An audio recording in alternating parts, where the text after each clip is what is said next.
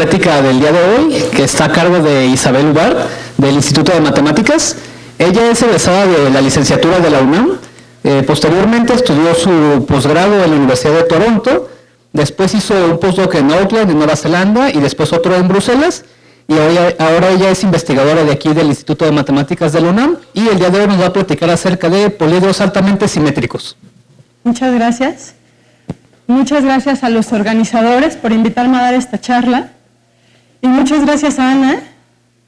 Muchas gracias a Ana por todos los correos que nos mandó. Y en particular porque ha logrado que la mayoría de las pláticas sean muy buenas, porque todos estamos pensando en que tenemos que comunicarles a todos. Y entonces, pues en la comida, Víctor y Abraham me estaban poniendo nerviosa de que ahora tenía que dar una buena plática. Y entonces, pues a ver si vivo a las expectativas de estos señores, ¿no? Porque, bueno, entonces quiero hablarles de poliedros altamente simétricos, que es lo que ha sido, o es alrededor de lo que ha sido mi tema de investigación desde hace ya varios años.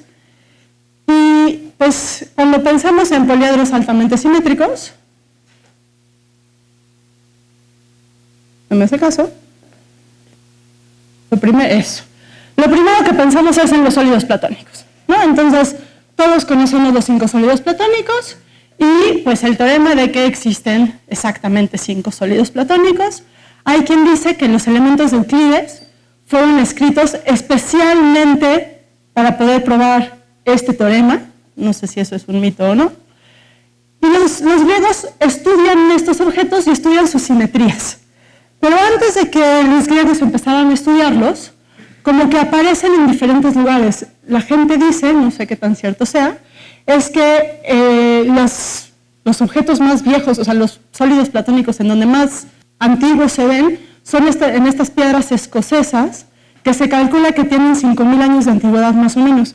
Y entre eso y que los griegos estudian los sólidos platónicos, pues aparecen en diferentes lugares. No me voy a clavar mucho en eso, pero van apareciendo en diferentes lugares, pero son los griegos los primeros que de veras los estudian y ven sus simetrías. Y es un poco como lo que a mí me interesa, ¿no?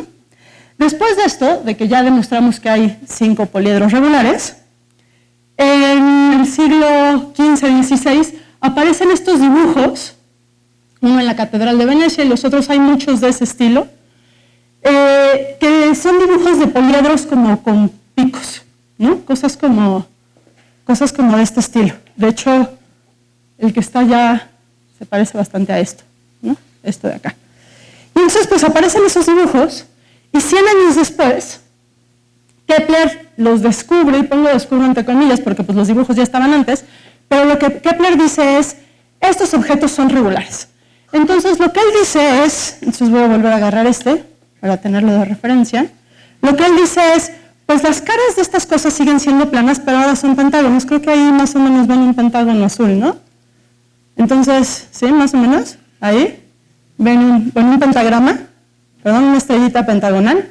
Entonces dice, pues yo quiero que mis caras ahora sean estrellitas, a lo mejor de 5, a lo mejor de más, pero solo le salen estos 2.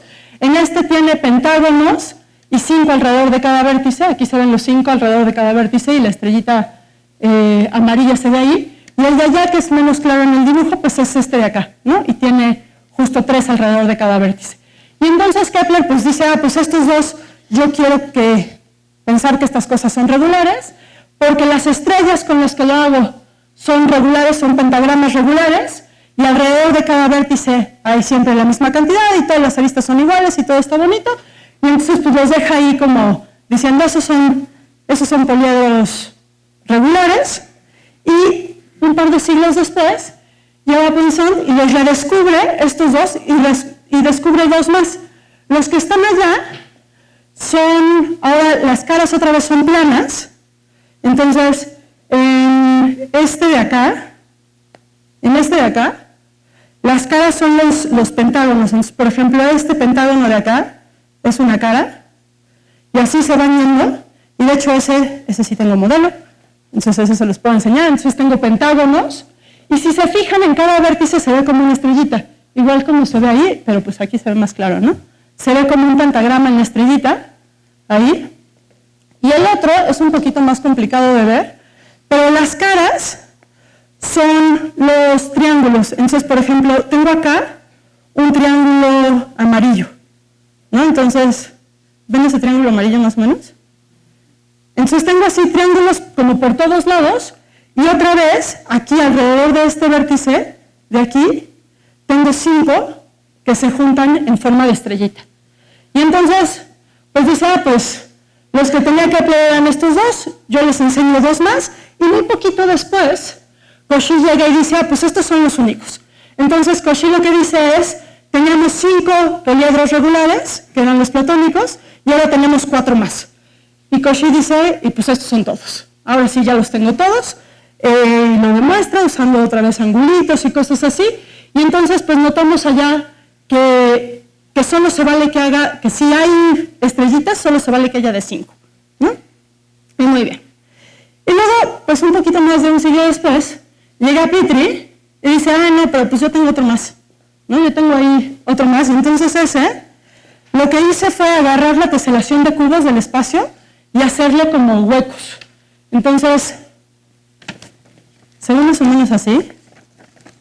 Entonces lo que hace Petrie es, aquí se ve más o menos un vértice, lo que hace Petrie es decir, pues lo que voy a dar chance es salirme de esta onda de que todas las caras tienen que estar como convexas, como hacia un mismo lado, como en estos, ¿no? Que aunque son estrellados, todas las caras están hacia un mismo lado. Tengo el vértice y todas van hacia un lado.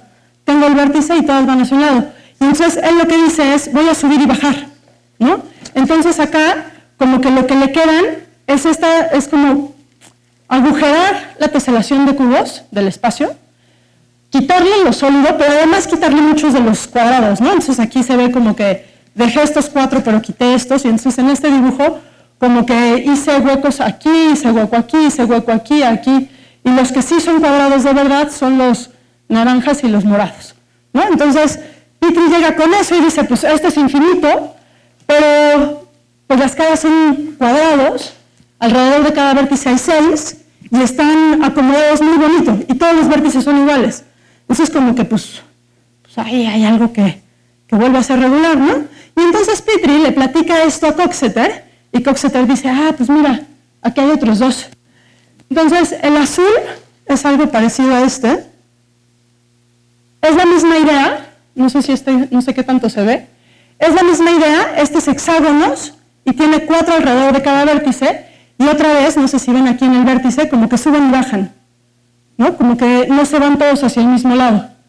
Y el otro de acá, que ese ya no tengo el modelo, pero el otro de acá son otra vez hexágonos, y se ve más o menos, pero alrededor de cada vértice hay 6, ¿no? Entonces, Coxeter dice, pues esos están bien padres, te enseño otros 2, y Coxeter dice, y estos son todos.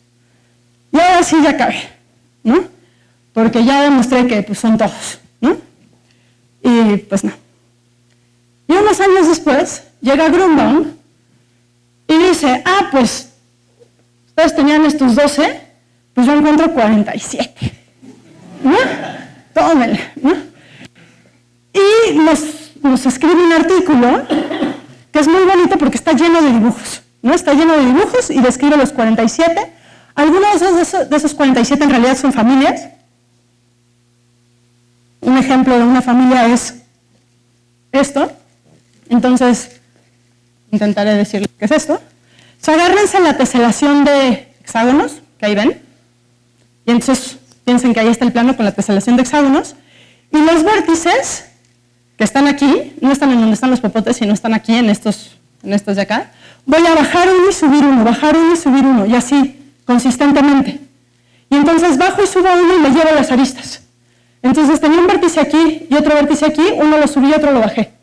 Y entonces esto lo que dice Grunbaum es, esto sigue teniendo hexágonos, sigue teniendo 3 alrededor de cada vértice, porque ahora los vértices son estas cosas que se ven de papel aquí y estas cosas que se ven aquí.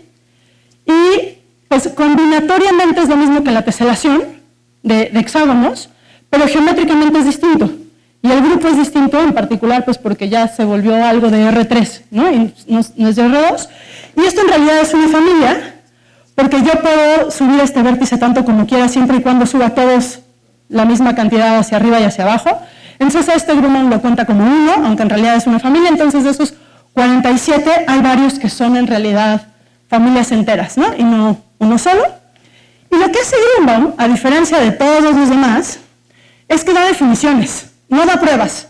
No nos da una sola prueba, pero da definiciones. Entonces ya, pues como que ya ganamos, porque ya tenemos como con qué trabajar. Parte del problema que decían, pues estos son todos, no, estos 9 son todos, no, estos 12 son todos, no, pues ahora hay 47, es que nadie había dado una definición de qué querían decir con un poliedro y menos un poliedro regular. Entonces, la definición que da Grumbaum se enfoca mucho a la regularidad, a decir, o sea, él no define un poliedro en general, define un poliedro regular. Yo les voy a definir un poliedro y después les voy a decir qué quiero decir por regularidad. Después poder salir un poquitito de la regularidad, ¿vale? Entonces, un poliedro, y es la idea que tiene Grumbaum en la cabeza, aunque la da un poquito más particular, es una colección de polígonos que cumplen cosas, ¿no? Entonces, a ver si me regreso tantito. Bueno, no me regreso acá. Okay. Si ven todos estos, más bien, pues todos están hechos de polígonos, ¿no? O sea, como que tienen caras que son polígonos y luego se arreglan de alguna manera. Entonces, primero déjenme decirles qué estoy pensando por un polígono, para poder con esos armar los poliedros. Y entonces, un polígono lo voy a pensar como una colección de puntos en el espacio, a los cuales llamo vértices, junto con segmentos de recto entre ellos, a los cuales llamo aristas, tales que cada vértice estén exactamente 2 aristas. Entonces, pues tenemos los convexos que todos conocemos. En este de acá tengo estas cosas que en realidad no son vértices, ¿no? Entonces, aquí lo que estoy pensando es que los puntos en el espacio que tengo son este de acá, este de acá, este de acá, este de acá, este y este, ¿no? Estos 6 son mis puntos, los estoy pensando esos en R2, y entonces ahí tengo los segmentos de recta que tengo ahí. Si lo pienso como gráfica es simplemente un ciclo, ¿no? Si prefieren pensarlo como gráfica es un ciclo que decidí meterlo en algún espacio, ¿no? Porque estoy pensando que son puntos en el espacio, porque lo que les quiero hablar es de estos, ¿no? Entonces puedo pensarlo combinatoriamente como un ciclo o como un camino infinito, porque en ningún momento estoy pidiendo que sea finito. Si lo pienso como en el espacio, pues también puedo pensar cosas, agarro el octágono, lo voy a poner como horizontal a ustedes, y lo que puedo hacer es empezar a agarrar cada vértice como hice con la teselación, pero nada más en el octágono, subir un vértice, bajar el otro, así alternadamente, y después poner las aristas entre ellos, ¿no? Entonces, en el espacio, algo que sea como un zigzag, que sube y baja, eso lo pienso también como un polígono, ¿no? Y como les decía hace un segundo, no me restringo a cosas finitas, puedo tener cosas infinitas. Entonces, por ejemplo, si aquí tengo un montón de cubos, puedo hacer como una hélice alrededor, ¿no? Y estos 3 en particular son, si los pienso bien bonitos, pues tienen propiedades bonitas en el sentido de que todas las aristas son del mismo tamaño y todos los ángulos son iguales, ¿no? Entonces, son muy simétricos y son las cosas que me van a gustar y con las cosas que voy a estar trabajando, ¿va?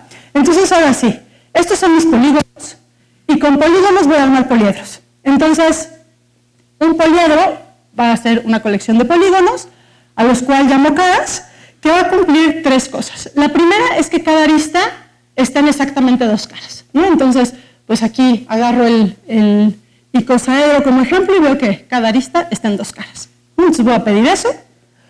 Voy a pedir que cada figura de vértice sea un ciclo y en particular sea conexo. ¿Qué quiero decir por figura de vértice? Es dado un vértice, me fijo en todas las aristas incidentes a él y por cada una pongo un vértice y me fijo en las caras, cómo las comparten y pongo una arista. Entonces, aquí justo, pues esta arista de acá está porque corresponde al triángulo este de acá, ¿no?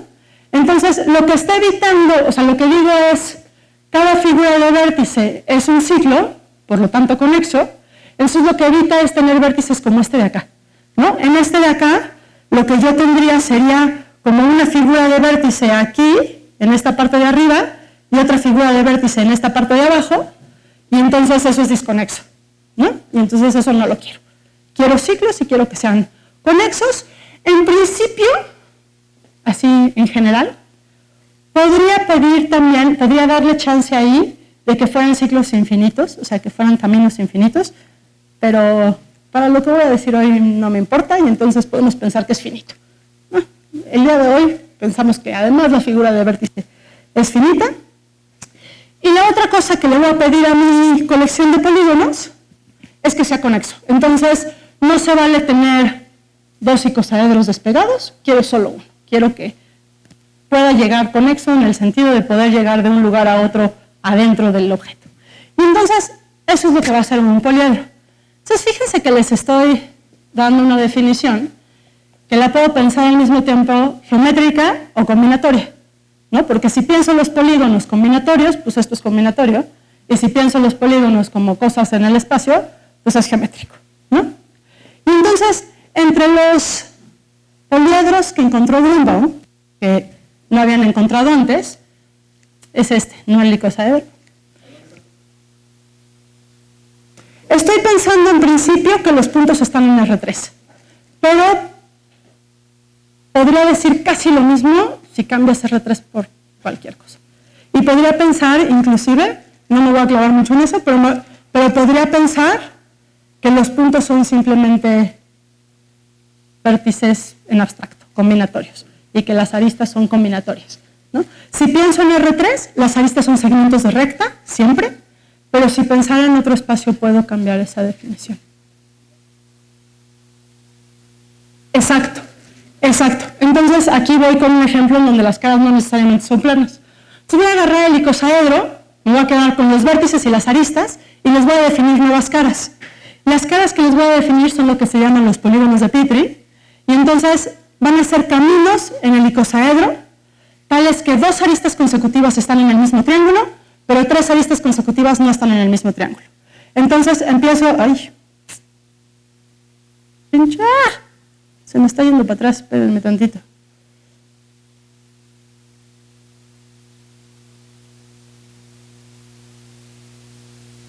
Esto ya lo vimos, definición.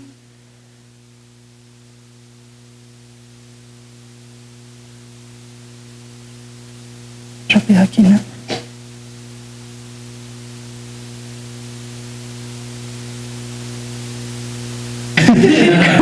Con keynotes.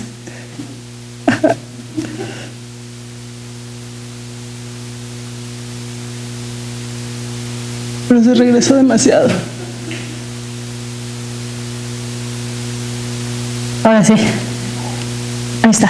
Entonces voy a agarrar dos aristas en el mismo triángulo y la tercera la voy a cambiar de triángulo. Pero dos consecutivas van a estar en el mismo triángulo. Entonces, si ya escogí estas dos y llegué aquí, la tercera, pues no puede ser esta, porque entonces son tres en el mismo triángulo, no puede ser ninguna de estas dos, porque entonces son dos que no están en el mismo triángulo, y entonces tiene que ser esa de ella, ¿no? Y entonces voy haciendo eso, repito, y repito, y repito, y repito, y repito, y repito, y lo que me queda es un polígono. Y justo es un polígono que ya no es plano, ¿no? Es un zigzag, ¿no? Y entonces ahora me fijo en la arista con la que empecé, que fue esta de acá, y pues para esta y este triángulo tenía la opción de tener esta y esta, o tengo la opción de tener esta y esta, ¿no? Y entonces podría haber agarrado las otras dos y hacer lo mismo. Dos consecutivas están en un triángulo, tres consecutivas nunca, y entonces me queda ese otro, ¿no? Y entonces lo primero que me fijo es que si agarro una arista del icosaedro, hay exactamente dos de estos polígonos que pueden pasar por esa arista, ¿sí?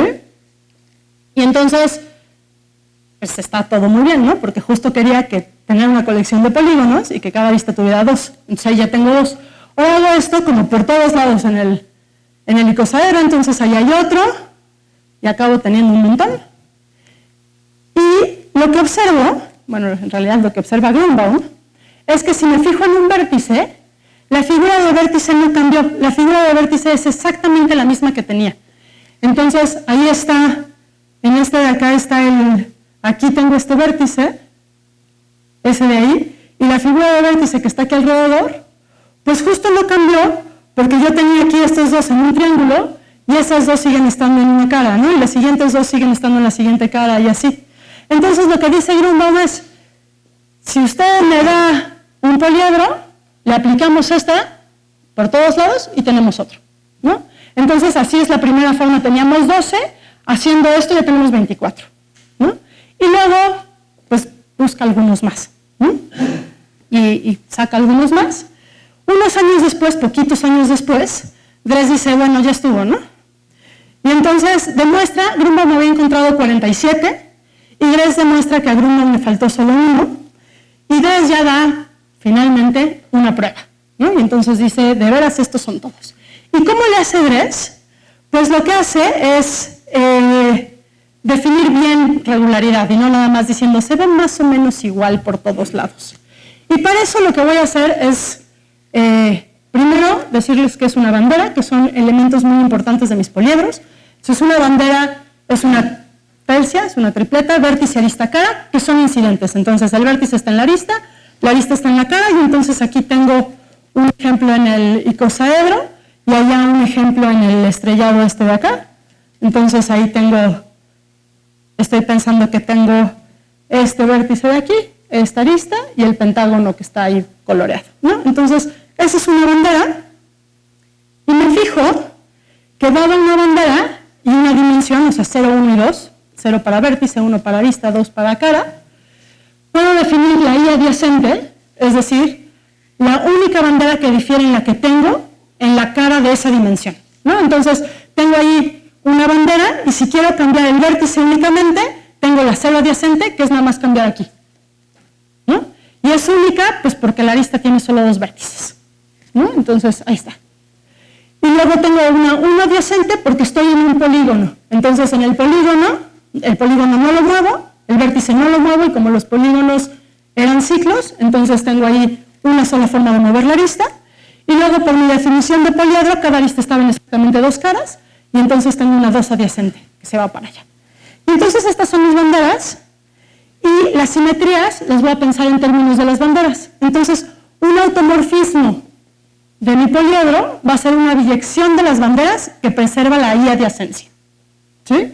Y entonces esta definición es completamente combinatoria, y puedo pensarla, si estoy pensando en cosas en R3, puedo pasarla a una definición geométrica, y entonces voy a decir que una simetría es una isometría del espacio que induce un automorfismo. Y las simetrías son exactamente lo que pensamos, ¿no? Entonces aquí tengo el icosaedro, la reflexión en ese plano es una simetría, puedo también tener simetrías que son de rotación, ahí alrededor de una cara de A3, o en un vértice ahí puedo girar de A5, ¿no? Y esencialmente me faltan las rotatory reflections, como se diga, pero más o menos ahí están, ¿no? Las del icosaedro. Y entonces, ahora sí, pensando en simetrías, ya puedo definir regularidad.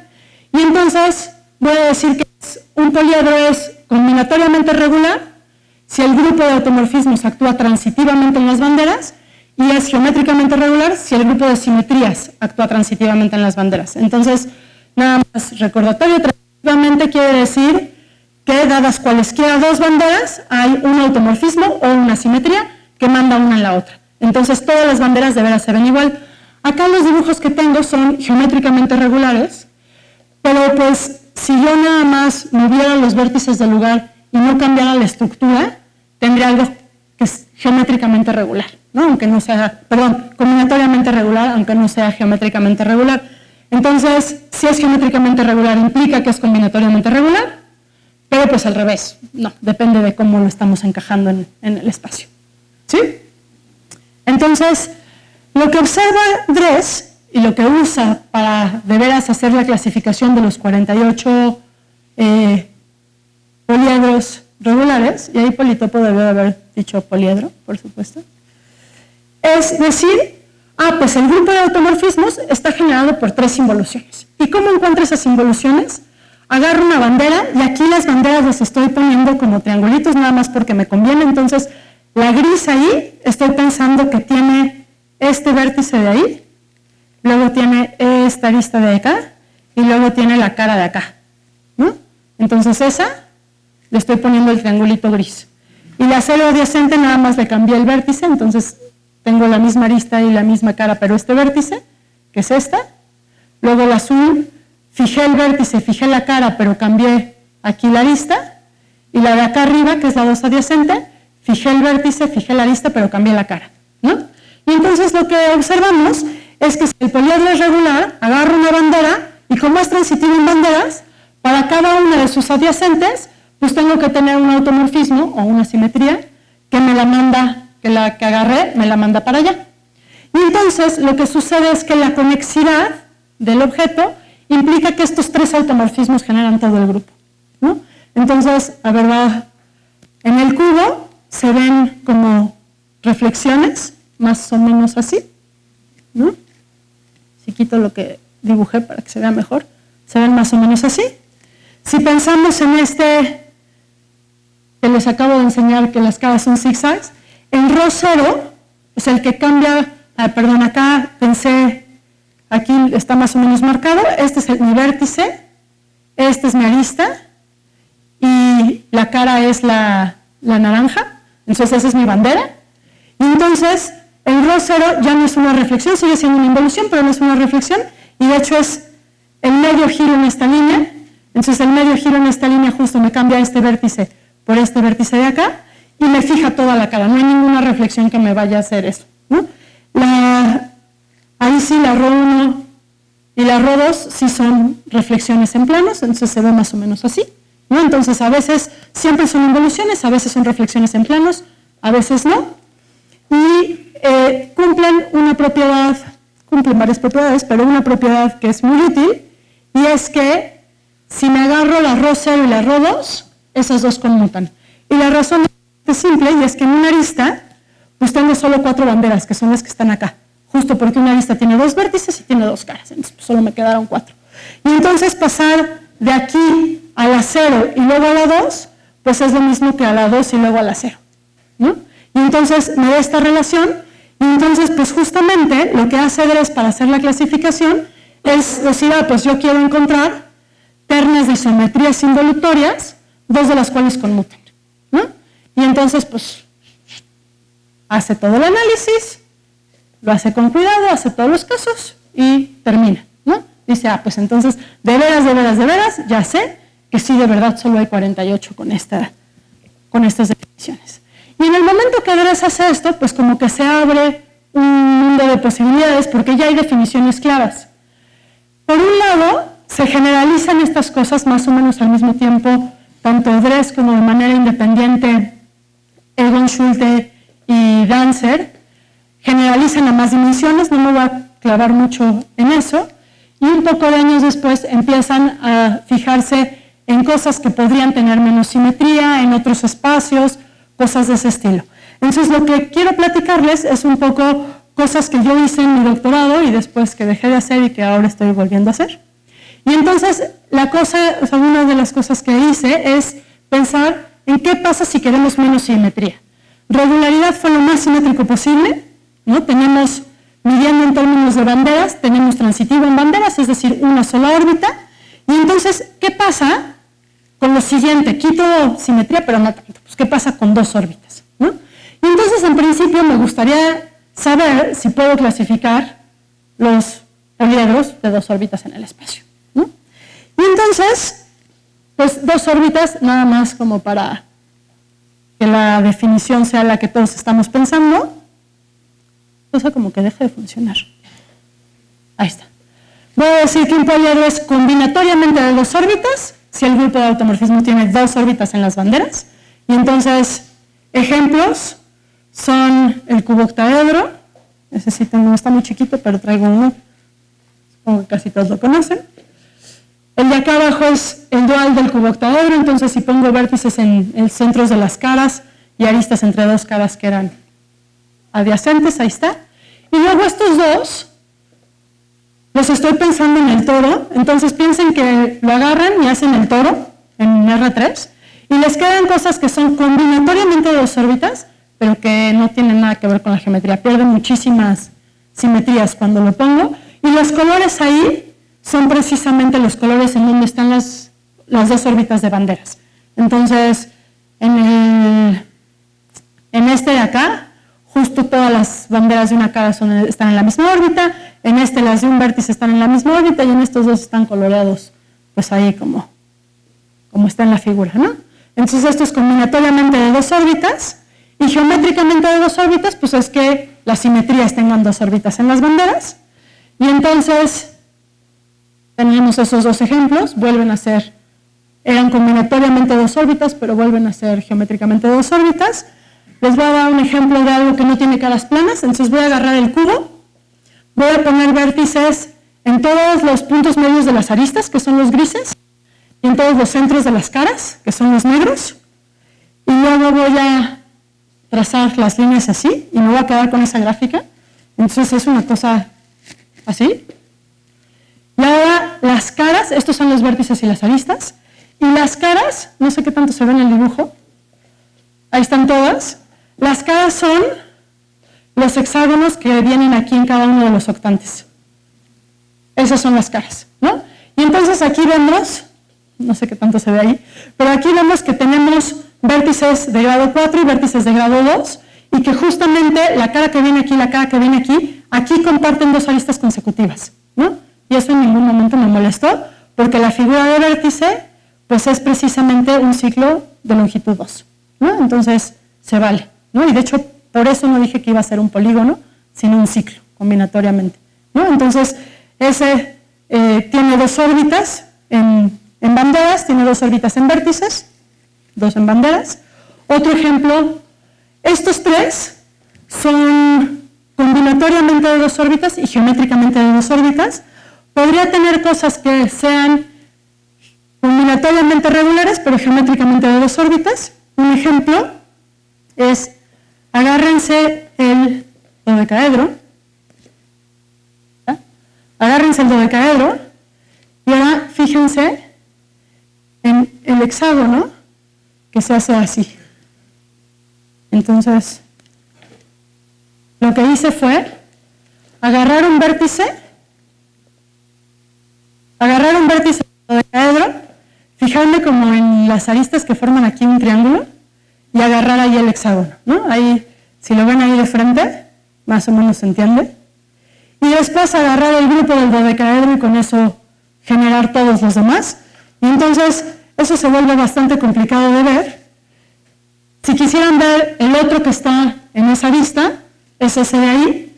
Si quisiéramos ver un vértice, empezamos así y seguimos así y ya acabé con el vértice. Y ya no se ve nada, ¿no? O sea, ahí ya rellené todos los de estas cosas que tienen aquí el vértice. No es muy difícil ver que cumple la definición. Tengo hexágonos y 6 alrededor de cada vértice. Son planos los hexágonos, pero se cruzan, ¿no? Justo se cruzan ahí tienen vértices, bueno, tienen intersecciones las aristas, ¿no? Tienen aristas de dos tamaños distintos, entonces no puede ser regular, ¿no? Claramente. Y no me voy a clavar mucho, pero es geométricamente de dos órbitas, eso no es muy difícil de ver. Combinatoriamente regular. Eso no es súper difícil, pero hay que hacer mucha más talacha para ver que de veras las cosas salen. Y pues no lo voy a hacer, créanmelo, si alguien lo quiere ver después, les puedo platicar un poquito más. Y entonces lo que yo hice en mi doctorado fue tratar de entender y clasificar en términos de generadores y relaciones, ahorita les digo qué quiere decir esto, los grupos abstractos, no de isometría, sino grupos en abstracto, que son grupos de automorfismos de poliedros combinatoriamente de dos órbitas. Entonces, lo que quiere decir esto de clasificar en términos de generadores y relaciones es, si ustedes tienen un poliedro de dos órbitas, yo les puedo decir cómo se genera y qué relaciones básicas cumplen los generadores, y si ustedes me dan un grupo con ciertos generadores y sus relaciones, yo puedo checar varias cosas en los generadores para poderles decir si ese grupo es el grupo de automorfismos de un poliedro de dos órbitas o no. Entonces, la idea de cómo se hace esto es que si yo agarro un poliedro de dos órbitas, una bandera y un número entre 0, 1 y 2, entonces no es difícil probar que si la bandera que agarré y la I adyacente están en la misma órbita,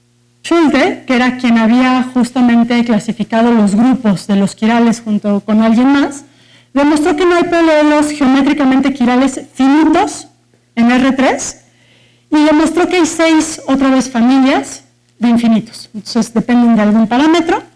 De esas 6, creo que 3 son combinatoriamente quirales y 3 combinatoriamente regulares. Entonces, pues los de esa clase ya no me importan. Entonces, últimamente, con Luis Miguel García de la ENES Morelia, empezamos a trabajar en la clasificación de las otras 6 clases, ¿no? Y entonces, pues estamos escribiendo y revisando que no nos hayamos equivocado en nada, pero la idea es exactamente la misma idea de Dres, es decir, ya tengo una situación combinatoria y entonces ahora voy a buscar isometrías que me realicen estos generadores que quiero. Y entonces, de las cosas que ya demostramos es que no hay ninguno finito en ninguna de estas 2 clases y todas las demás clases sí hay. No les voy a dar la clasificación, pero en todas las demás clases sí hay. Entonces, este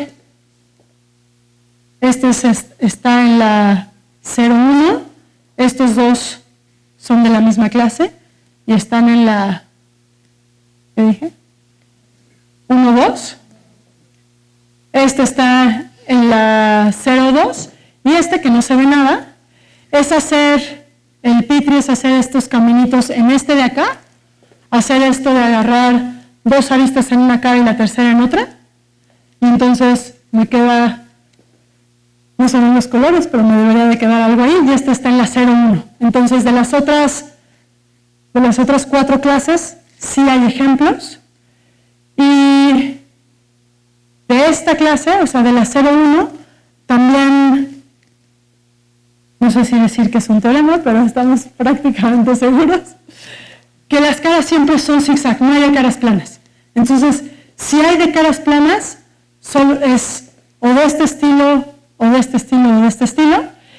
Estos siempre tienen 2 tipos de caras distintas, estos siempre tienen 2 tipos de vértices distintos, estos tienen 2 tipos de aristas distintas, y estos son transitivos en vértice, arista, cara. Entonces, lo que esto querría decir es que si tengo transitivo en arista, vértice y cara y de 2 órbitas, las caras no pueden ser planas, ni irregulares, ¿no? Y entonces, pues en eso estamos.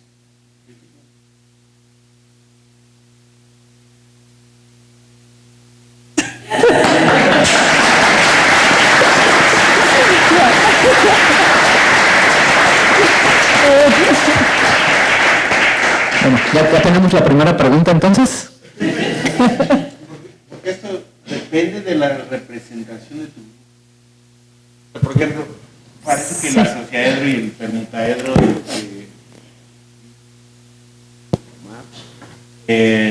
entraría en un 2. No, tiene más. Tiene menos simetrías de las que quieres. Ajá. Permutaedro. También.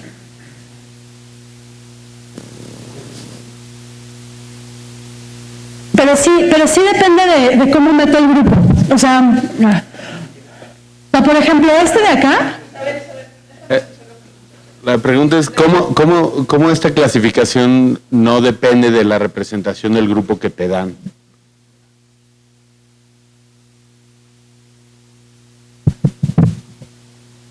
Si yo agarrara el cubo,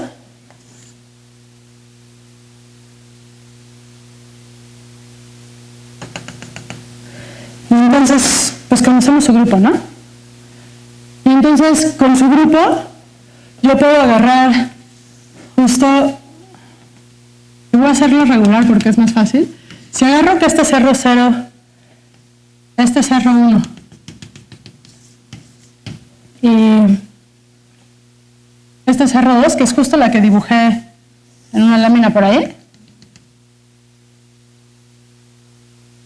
Entonces, ya tengo el grupo, ya lo tengo metido, ya tengo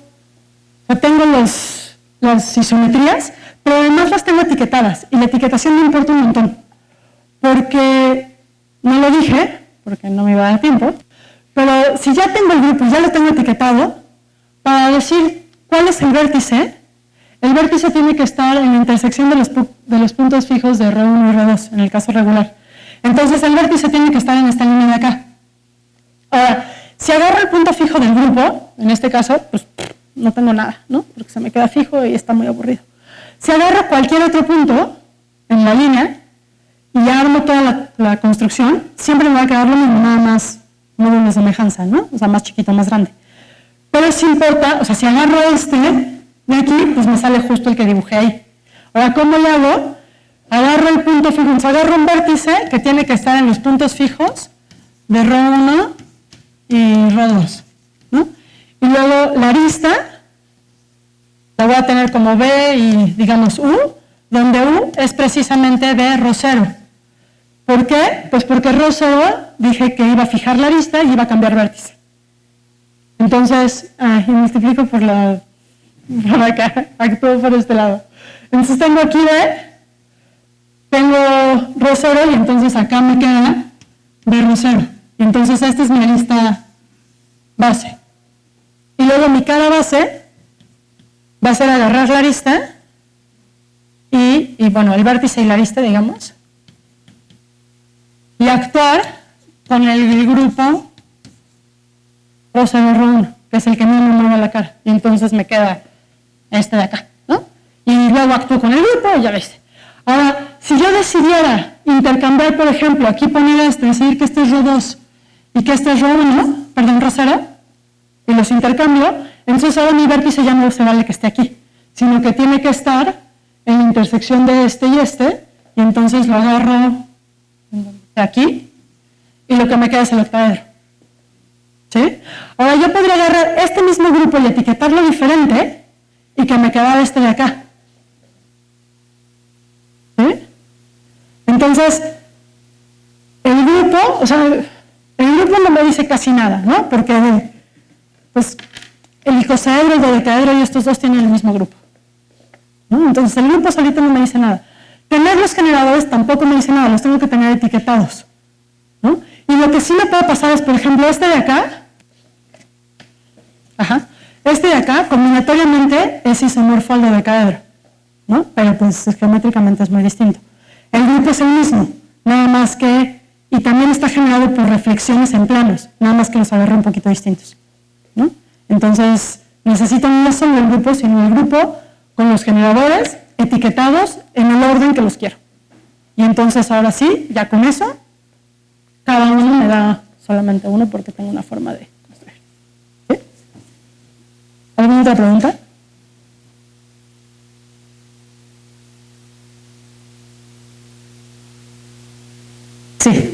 Sí, también.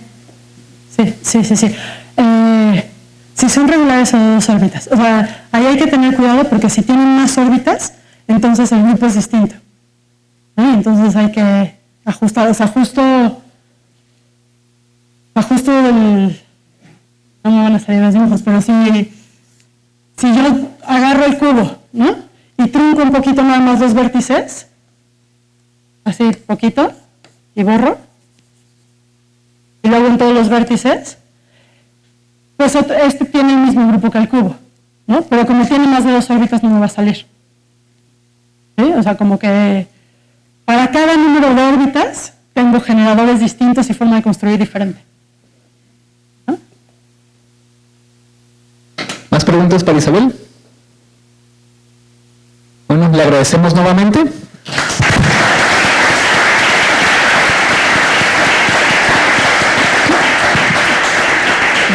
Y para